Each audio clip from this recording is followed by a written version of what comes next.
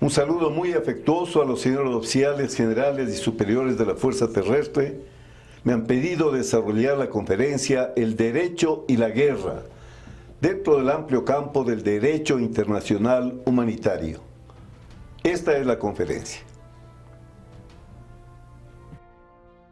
Desde los inicios de la organización de la humanidad, frente a recursos siempre escasos y necesidades crecientes, han existido conflictos, enfrentamientos entre personas, sociedades, estados, imperios.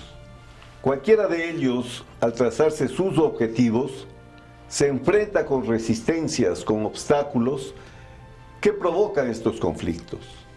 Los conflictos son fruto de los propios complejos personales, de frustraciones colectivas o individuales, de ambiciones, de reivindicaciones y quizás del tema más difícil, problemas de valores, porque con los valores es muy difícil transigir, con los valores es muy difícil negociar. Los conflictos pueden ser interpersonales, entre grupos sociales, y también hay una esfera del conflicto político. El conflicto político que puede ser interno o internacional. El conflicto internacional significa, en muchos casos, llegar a la guerra. Como ustedes ven, el conflicto está presente en todas las etapas, en todas las organizaciones, en todos los momentos de la vida de las personas, de las sociedades y de los estados. La situación normal de paz no quiere decir ausencia de conflictos, pero cuando estos no son bien gestionados, administrados, se pueden producir problemas que lleven a crisis, y si éstas se agravan, podemos terminar en situaciones de guerra entre los estados. Los conflictos pueden ser reales o imaginarios. Son imaginarios cuando por falta de comunicación no se establece la realidad. Pueden ser micro, inclusive conflictos internos de la persona, o macro cuando interesan a gran parte de la sociedad, a los estados, a las unidades de estados. Pueden ser absolutos o relativos. Los relativos son más fáciles de negociar. Pueden ser frecuentes o esporádicos. Se entiende que cuando hay conflictos frecuentes sobre un mismo tema, es mucho más fácil solucionarlos y no esperar que se agraven, porque después las condiciones se vuelven adversas. De alta, media y baja intensidad, guerra atómica, guerra entre estados, guerra interna en los estados, y por supuesto, conflictos de coyuntura, del momento, o conflictos de valor estratégico e inclusive estructurales. Las causas de los conflictos pueden ser de comunicación, falta de comunicación, de información si esta no es suficiente, de intereses, la mayor parte de los conflictos son de intereses, como dije antes, de valores y también de roles. Hay disputa por los roles que a cada uno le corresponde jugar. Ahora, el conflicto político es una forma particular de conflicto. Volvemos a decir que todo nace en las necesidades de los seres humanos en un mundo de escasez. Los bienes económicos se caracterizan por ser escasos, se lucha por ellos. Los países, por ejemplo, hacen guerras por el petróleo, que es un recurso escaso, valioso, que mueve la economía mundial. Estos recursos se concentran social y territorialmente. Entonces, en la pirámide social, grupos muy ricos y grupos que viven en pobreza. Igual sucede con los estados desarrollados, muy ricos, y estados que se llaman del tercer mundo, que se encuentran en situaciones de pobreza. Esa acumulación y concentración es la que genera los conflictos, en los que tienen mucho y los que no tienen nada, entre las potencias, entre ellas por las hegemonías, entre los estados, entre los grupos sociales. Estas relaciones también pueden ser de cooperación o pueden ser de cooptación. Cuando hay un poder alto, grande, puede cooptar a los poderes pequeños para que sigan su política. De manera que el poder político, según Duberger, un gran escritor sobre temas políticos, puede ser visto en dos instancias, como una lucha, una contienda que les permite a individuos y grupos controlar el poder, pero también como un esfuerzo para hacer reinar la paz, el orden, la justicia, la convivencia. En esta visión de la política es cuando hablamos del derecho. Para asegurar esa convivencia en paz, en un mundo en que el conflicto es permanente, es que existe el derecho, que se define simplemente como el conjunto de leyes, normas, principios que regulan la vida social para lograr una convivencia adecuada. El derecho tiene varias características. La bilateralidad. Ustedes siempre han escuchado decir que mi derecho comienza donde termina el derecho del otro. También cuando hay un conflicto, hay una víctima y hay un victimario. Esto quiere decir el concepto de bilateralidad. La imperatividad, porque el derecho es para todos, es obligatorio y se hace cumplir con medidas coactivas. La coercitividad implica que desde el Estado existen organismos, juzgados, fiscales, policía, para llevar a quien rompe las normas hacia el cumplimiento de las mismas o hacia la sanción. Y por último, generalidad. En un Estado de derecho, la ley es para todos, para el presidente, para el ciudadano, para el rico, para el pobre. Nadie puede estar al margen de la ley. El derecho interno sirve para la sociedad dentro del Estado. El derecho internacional, en cambio, regula las relaciones entre los estados y otros sujetos del derecho internacional. Aquí hay una diferencia sustancial que es importante considerarla. En el derecho privado existen jueces, existe un poder legislativo, existe policía, existe, como habíamos dicho, imperatividad. En el derecho internacional, en cambio, no existe un legislativo. Las normas son fruto de acuerdos, por eso se llama derecho convencional, para que nosotros aceptemos las normas. Por ejemplo, en el derecho del mar tuvimos que adherirnos a la Convención del Derecho del Mar. Además, en el derecho internacional no existen jueces obligatorios, con una excepción que hablaremos más tarde. Ni nadie puede ir y llevarle a un Estado ante un juez, porque para inclusive ir a la Corte de la Haya, las dos partes tienen que aceptar hacerlo, como ha sucedido recientemente entre Perú y Chile, o está sucediendo entre Bolivia y Chile. Siendo así el derecho internacional, muchos crímenes quedaban en la impunidad. Crímenes en los que participaba muchas veces el mismo Estado y por lo tanto nadie podía sancionar. De manera que para eso se creó la Corte Penal Internacional, que está establecida en Roma, para juzgar todos los graves crímenes en contra de la humanidad. Crímenes de genocidio, de lesa humanidad, crímenes de guerra, crímenes de agresión. Cuando vamos a hablar del derecho internacional humanitario, hay que considerar que existe entonces una corte que sí es obligatoria, que sí puede llevar al infractor para ser juzgado y que sí puede sancionar. Por eso les digo que esta corte se sale de lo que habíamos explicado del derecho internacional como convencional. Aquí están elementos que antes eran privativos del derecho interno. ¿Cuáles son los sujetos del derecho internacional público? En primer lugar, el ser humano. Los derechos humanos pueden ser reclamados mediante herramientas e instrumentos del derecho internacional público. Los pueblos y nacionalidades, Las organizaciones internacionales son sujetos, participan en los procesos del derecho internacional y por supuesto los estados que fueron los originales sujetos del derecho internacional y para quienes en definitiva se creó ese derecho. De acuerdo a la Convención de Ginebra de 1949, la guerra es un conflicto armado declarado o sin declarar entre dos o más estados. La guerra es civil o interna cuando es dentro del estado.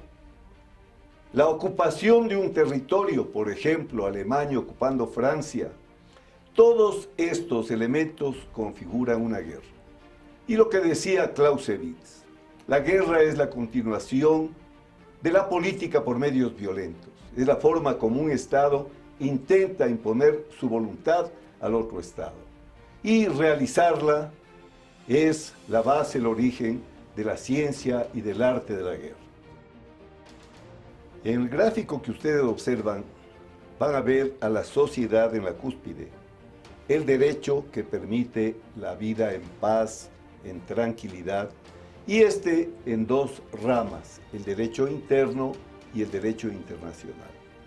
A su vez, el derecho internacional es público o privado. El privado cuando se trata de temas de distintas nacionalidades, pero sobre asuntos de comercio o de esta naturaleza. Cuando interesan al Estado o al interés de las personas con el Estado, de las organizaciones con el Estado, entonces hablamos del derecho internacional público. Dentro del derecho internacional público ubicamos al derecho internacional humanitario. La guerra es un hecho jurídico y es un hecho político. El porqué de la guerra, la deficiencia del derecho internacional en tener la capacidad coactiva para obligarle a un Estado infractor a cumplir la norma. Como no existe la coacción, entonces los derechos tienen que defender soberanamente sus intereses.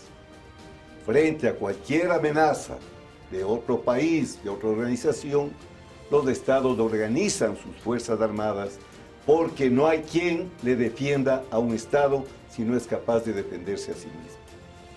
Ahora, como decimos que la guerra es un hecho jurídico, está respaldada la acción bélica tanto por la legítima defensa conforme a la Carta de las Naciones Unidas como en casos de defensa colectiva. En estos casos se cumple con la guerra en cuanto a un hecho jurídico.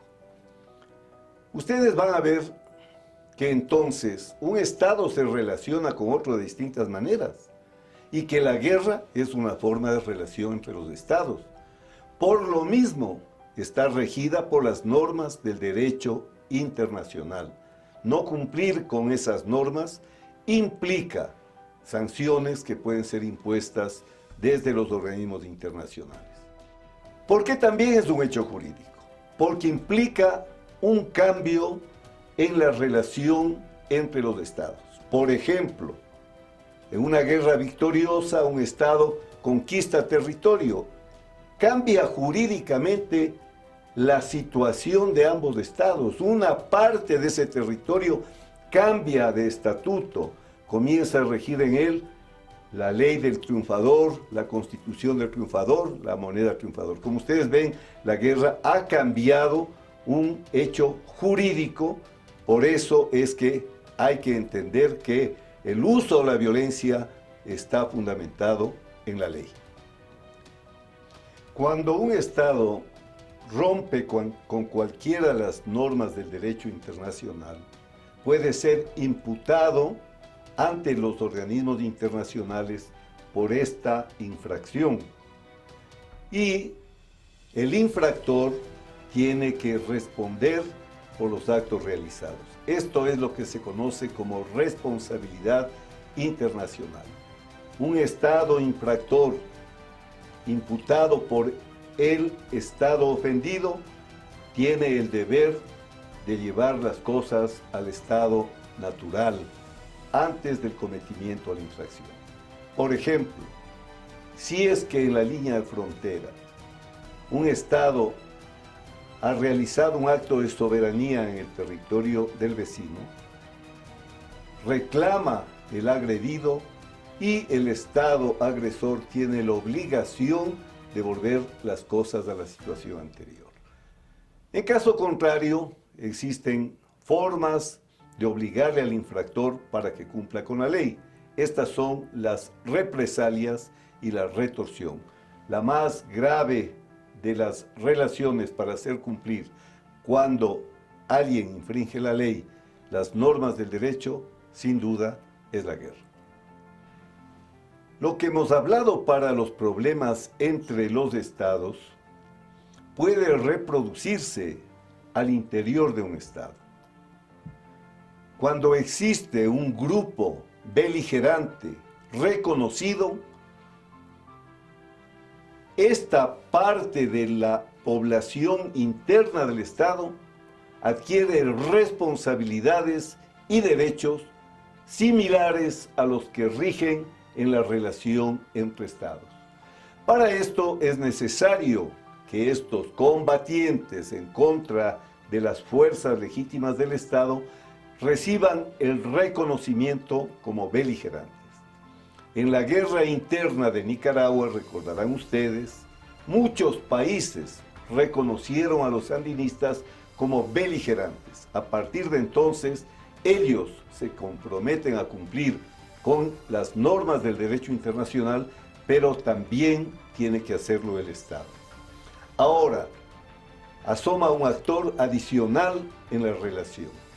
El Estado, el grupo reconocido como beligerante y el Estado que reconoce la beligerancia, el cual tiene la obligación de ser neutral en el conflicto.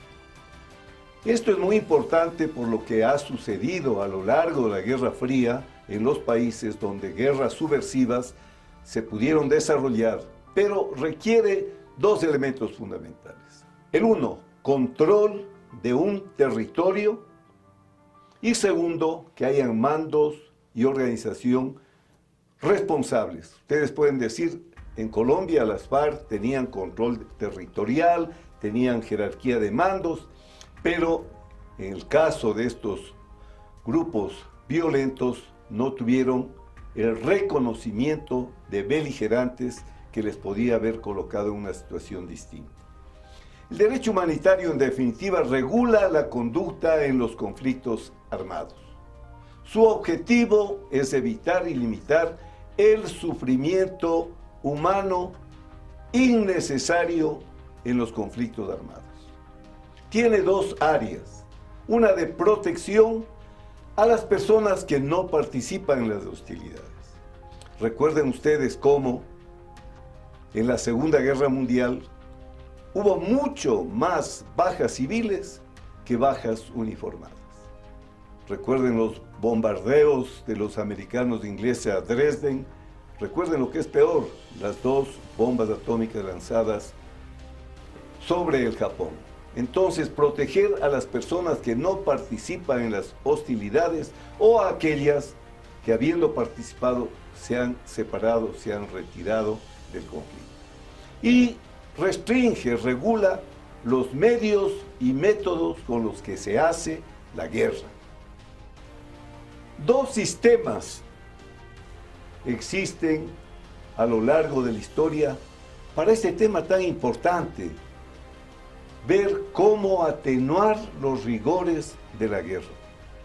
En la Primera Guerra Mundial, la situación de los combatientes fue extraordinariamente inhumana. Las trincheras que se tejieron en los campos de Francia fueron lugares donde toda brutalidad humana se pudo expresar, causando gravísimos problemas en los combatientes. Por eso es que ha sido necesario crear un derecho del combatiente, especialmente del herido, del enfermo. De eso se trata el derecho humanitario. En fin, Esto comenzó desde hace mucho tiempo, en 1899, ya hubo un convenio para cierto tipo de municiones que no se podían disparar porque eran innecesariamente crueles con los combatientes que eran heridos por este tipo de municiones. Y después el sistema de Ginebra, que inició en 1864 para referirse a los militares heridos. La propia Cruz Roja nació por eso, porque en los campos de batalla los soldados heridos, los militares heridos, los combatientes, no tenían la forma de ser asistidos, porque además las ambulancias, el servicio de sanidad eran atacados también como enemigos. Entonces, este sistema se actualizó en 1929, en 1949, cuando comenzó a preocuparse el derecho de proteger también a los civiles que antes no eran considerados porque en realidad las guerras se hacían fundamentalmente entre soldados. Recordemos las guerras napoleónicas, por ejemplo, las propias guerras de la independencia con raras excepciones. El sistema de Ginebra tiene un protocolo adicional relativo a la protección de víctimas en los conflictos armados internacionales. Aquí se hace referencia a los conflictos en casos de ocupación, guerras de liberación nacional y se establecen normas para proteger a la población civil, a los bienes culturales, a los lugares de culto. Se trata, por supuesto, de recoger nuevamente la legislación que había sobre heridos, sobre náufragos y sobre enfermos. Son tres principios fundamentales los que se derivan del sistema de Ginebra y del Protocolo 1. En primer lugar, los medios para hacer la guerra que tiene el comandante no son ilimitados. Yo mismo, en el conflicto del Cenepa, decía a los oficiales, la guerra tiene que ganarse causando el menor daño posible al adversario. Sun Tzu decía, la estrategia por excelencia es aquella que gana la guerra sin desenvainar la espada. La guerra no es una carnicería, es un acto inteligente. La guerra es un arte. Entonces, no se deben utilizar medios innecesarios para los fines y los necesarios tienen que tener los fundamentos del derecho y de la moral militar. Hemos dicho ya no causar daños superfluos, sufrimientos innecesarios. Y también hoy se introduce un tema que es fundamental. Ustedes recuerdan los bombardeos en Vietnam con Napalm, el enorme daño ecológico que esto ocasionó. Pues ahora que hablamos del cambio climático y en nuestra Constitución consta ya que la naturaleza tiene sus derechos, también es un tema que debe ser observado por los comandantes. Han existido órdenes, disposiciones de que no hay que permitir que hayan supervivientes, esto especialmente en las guerras étnicas y en las guerras religiosas. Esa también es una barbaridad que está absolutamente prohibida por el derecho internacional humanitario. Es muy importante el Protocolo 2, que se refiere a la protección de las víctimas de los conflictos armados sin carácter internacional. Son las guerras internas. Tenemos al lado nuestro, por el norte, las FARC, el ELN, al sur, Sendero Luminoso y otros movimientos. En todos estos casos se está haciendo referencia a que el conflicto es al interior de un Estado. Y cuando de parte de la organización contraria al Estado se acoge a la norma del derecho internacional humanitario, habíamos dicho ya tiene que ser bajo un mando responsable que ejerza los derechos, pero también cumpla las obligaciones del derecho internacional. Debe quedar muy claro el derecho internacional humanitario no se aplica a las situaciones de tensiones internas y de disturbios internacionales, porque esos son temas que corresponden al derecho interno de los estados. El artículo 3 es de suprema importancia, siguiendo en la misma línea de pensamiento. No podrá invocarse disposición alguna, dice, de este protocolo que menoscabe la soberanía del Estado, porque incumbe al gobierno mantener la ley y el orden, defender la unidad nacional, la integridad de su territorio. Observe lo que está sucediendo ahora en España con el caso de Cataluña. Cómo está reaccionando el Estado español. No habrá forma de que en cualquier acto violento se pueda justificar el separatismo, porque es deber del Estado mantener la integridad territorial, mantener la soberanía. Cualquier proceso de separación tiene que ser también un hecho jurídico. Tampoco se puede invocar al protocolo 2 para intervenir directa o indirectamente en un conflicto interno dentro de un Estado en cuyo territorio tenga lugar ese conflicto. El artículo 3 es de la mayor importancia. No se puede apelar al derecho internacional humanitario con fines de esta naturaleza. Existen otros instrumentos internacionales. En 1980 se firmó la Convención sobre prohibiciones, restricciones del empleo de cierto tipo de armas convencionales, con varios protocolos. En 1992 la Convención sobre Armas Químicas. En 1998 el Estatuto de la Corte Penal Internacional, del que ya hablamos. En 2003 la Convención en contra del crimen organizado, y también en 2007 se creó una oficina de asuntos de desarme en las Naciones Unidas. Estos son instrumentos que colaboran en el perfeccionamiento del derecho internacional público y del derecho internacional humanitario. Muchas gracias por su atención.